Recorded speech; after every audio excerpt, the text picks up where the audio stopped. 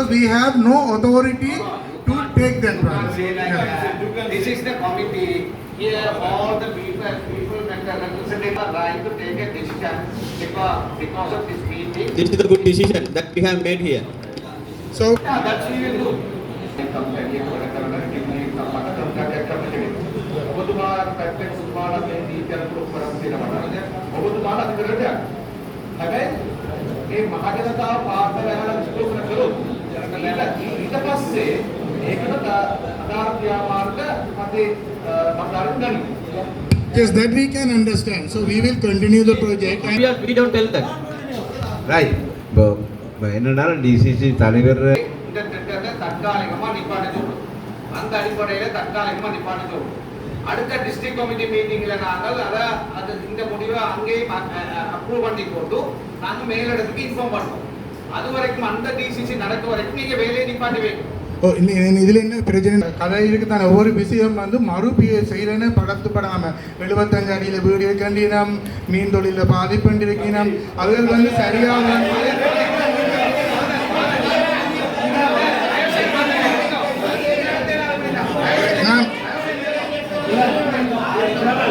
my humble request to the DCC, நான் சொல்லுற விஷயங்களை வந்து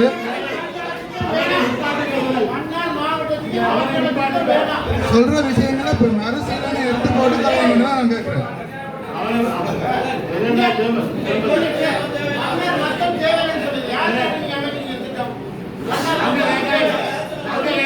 நீங்க டிசிசி கமிட்டியோட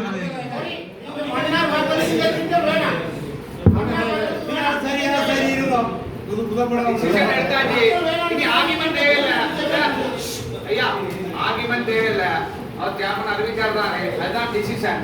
அன்டில் தட் நீங்கள் இந்த வேலையை டெம்பரரியா நிப்பாட்டணும். அதுக்கு மேல நீங்க ஏதாவது செய்யறமா இருந்தா செய்தால் நாங்க உங்களுக்கு எதிராக நடவடிக்கை எடுத்து வரணும்.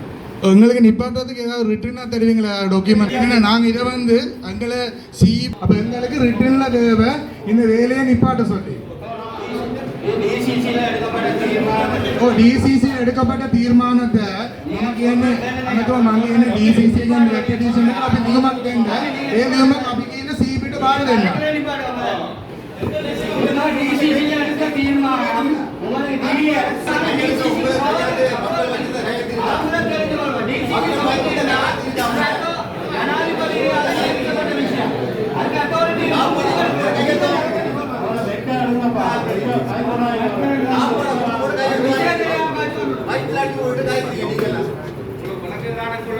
ஜனாதிபதியாக நியமிக்கப்பட்டது டிசிசி committee.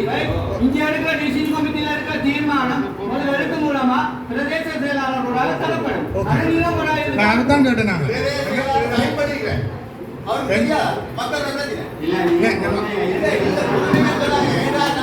No, what I am asking is because sir, we are doing the project, we are saying we are track.